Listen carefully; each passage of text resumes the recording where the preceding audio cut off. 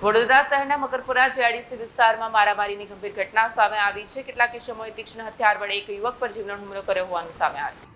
વડોદરા શહેરના મકરપુરા જેઆઈડીસી વિસ્તારમાં મારામારીની ગંભીર ઘટના સામે આવી છે। કેટલાક ઇસમોએ તીક્ષ્ણ હથિયાર વડે એક યુવક પર જીવલેણ હુમલો કર્યો હોવાનું સામે આવ્યું છે।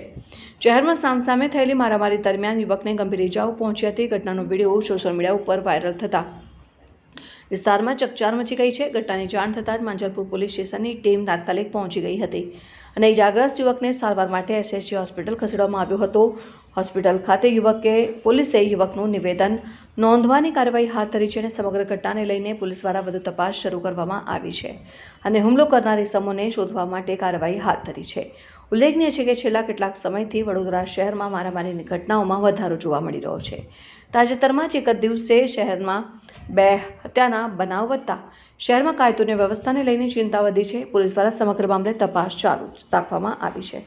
Bureau report Satya TV news Vadodara.